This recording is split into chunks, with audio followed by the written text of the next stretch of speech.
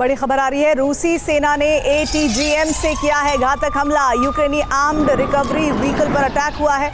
रूस के military vehicle पर यह जबरदस्त अटैक हुआ है।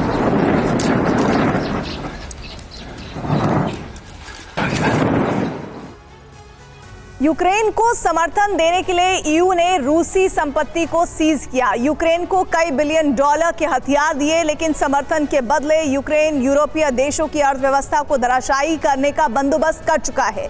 यूरोपीय देशों में महंगाई बम फूटने वाला है, क्योंकि रूस से मिलने वाली गैस की सप्लाई 1 जनवरी की सुबह 8 बजे बंद हो गई। यूक्रेन ने गैस ट्रांजिट करार रिन्यू करने से इनकार कर दिया। अब यूरोपीय देशों में गैस की किल्लत से आम आदमी से लेकर इंडस्ट्री तक बहुत बड़ा बोझ पड़ने वाला है। देखिए, एनर्जी संकट में फंसा यूरोप अब क्या करेगा और यह संकट कितना बड़ा है।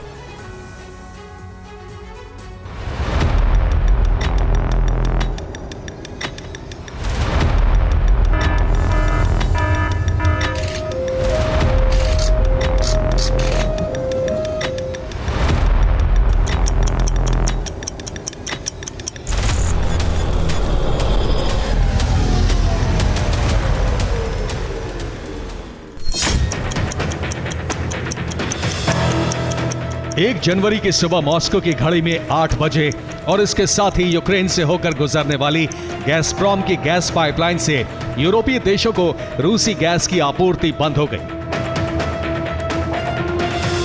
1 जनवरी की सुबह रूसी गैसप्रॉम और यूक्रेनी नेफ्टो गैस के बीच 5 साल का ट्रांजिट समझौता पूरा हो गया और यूक्रेन इसे रिन्यू करने से पहले ही इनकार कर चुका था। इस गैस आपूर्ति में बाधक बनी है रूस यूक्रेन की जंग। इसी जंग की वजह से यूक्रेन की नेफ्टो गैस ने ट्रांजिट करार को रिन्यू नहीं किया है। इस गैस पाइपलाइन के बंद होते ही यूरोप के कई देशों पर संकट शुरू हो गया है। यूक्रेन से गुजरने वाली पाइपलाइन से स्लोवाकिया, ऑस्ट्रिया, इटली, चेक रिपब्लिक और हंगरी को गैस आपूर्ति होती रही है। पिछले साल इस लाइन से 15.6 बिलियन क्यूबिक मीटर गैस आपूर्ति की गई। ट्रांजिट बंद होने से रूस को सालाना $6.5 बिलियन का नुकसान होगा, लेकिन स्लोवाकिया को 90% सप्लाई रूस से होती रही है और हंगरी को 50% सप्लाई इसी लाइन से होती रही है। यूरोप के ये 2 देश सबसे पहले ऊर्जा संकट में फंसने वाले हैं। नॉर्ड स्ट्रीम गैस पाइपलाइन ध्वस्त होने के बाद यही आखिरी लाइन थी जिससे रूसी गैस यूरोप के देशों तक सस्ते दामों में पहुंच रही थी। यूक्रेन युद्ध शुरू होने से पहले यानी जनवरी 2022 तक यूक्रेन की जरूरत की 40% गैस रूस से सप्लाई होती थी, लेकिन जंग शुरू होने के बाद यूरोपीय देशों ने ऊर्जा क्षेत्र में रूस पर निर्भरता घटानी शुरू कर दी। लेकिन अभी भी यूरोप के कई देश बड़े पैमाने पर रूसी नेचुरल गैस पर निर्भर हैं।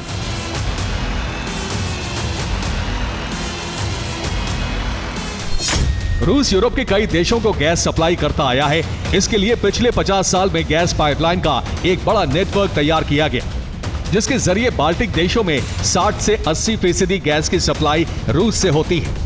इसी तरह पोलैंड कुल खपत की 60% गैस रूस से लेता है, जबकि चेक रिपब्लिक की 100% गैस रूस से जाती है। जर्मनी 60% गैस रूस से खरीदता है। इसी तरह वेस्ट यूरोप में स्लोवाकिया और हंगरी की 100% गैस रूस की गैस पाइपलाइन से जाती है। ये पाइपलाइन यूक्रेन से होकर जाती है, जो रोमानिया और बुल्गारिया में 60 से 80% गैस की सप्लाई करती है। इसके आगे स्लोवेनिया में 20% और इटली को रूस कुल खपत की 60% गैस सप्लाई करता है। अब डील टूटने पर इन सभी देशों को गैस सप्लाई रुक गई है और इससे इनकी अर्थव्यवस्था ध्वस्त होने के कगार पर पहुंच सकती है।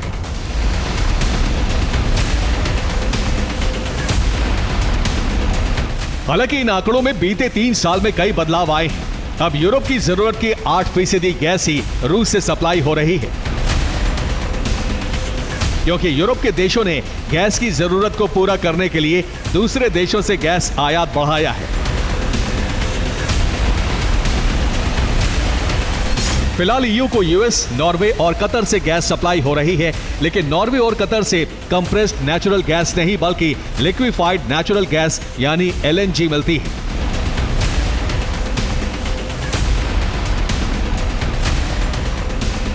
बड़ी बात यह है कि गैस सप्लाई पाइपलाइन के जरिए नहीं होती, बल्कि गैस को यूरोप तक पहुंचाने के लिए मरीन गैस टैंकर शिप की जरूरत होती है और इसीलिए ये गैस बहुत महंगी पड़ रही है।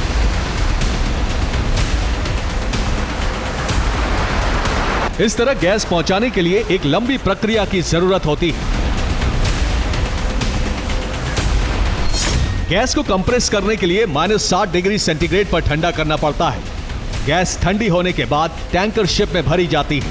टैंकर शिप यूरोप पहुंचने के बाद रीगैसिफाइंग प्रक्रिया शुरू होती है। गैस को जरूरी तापमान पर लाकर इसे पाइपलाइन के जरिए सप्लाई किया जाता है।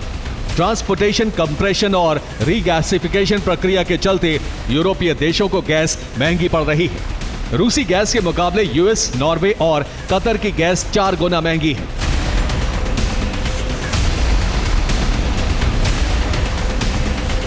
ऐसे में यूरोप के हर घर, फैक्ट्रियों और उद्योगों का खर्चा 4 गुना तक बढ़ गया है। गैस महंगी होने से लागत बढ़ी है और लागत बढ़ने से हर चीज पर महंगाई भी।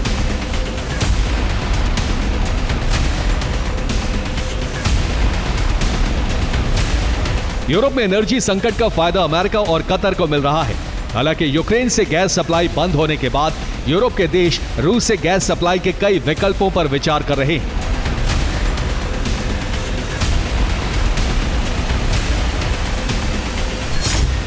रूस से गैस सप्लाई के 5 मुख्य पाइपलाइन रूट थे, जिसमें नॉर्थ स्ट्रीम पाइपलाइन हमले में ध्वस्त हो चुकी है, जो सेंट पीटर्सबर्ग से बाल्टिक सागर होते हुए जर्मनी तक जाती थी। जबकि दूसरा मार्ग यमल पाइपलाइन है, यह भी रूस से बेलारूस, पोलैंड होते हुए जर्मनी तक जाती है। लेकिन पोलैंड बीच में पड़ने से इससे भी सप्लाई पर संकट है। तीसरा रूट है ब्रदरहुड पाइपलाइन, रूस के कुर्स्क होते हुए यूक्रेन से गुजरकर यह स्लोवाकिया और हंगरी तक जाती है, जो बंद हो चुकी है। जबकि आगे का रूट है ब्लू स्ट्रीम और तुर्क स्ट्रीम, जो काला सागर से होते हुए तुर्की तक जाती है।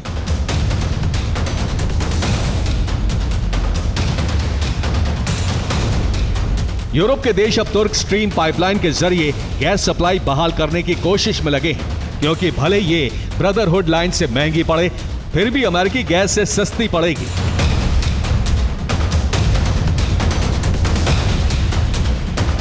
अगर इस लाइन से गैस सप्लाई नहीं हुई तो यूरोपीय देशों की अर्थव्यवस्था चरमरा जाएगी। Bureau report, TV9, Bharatvarsh.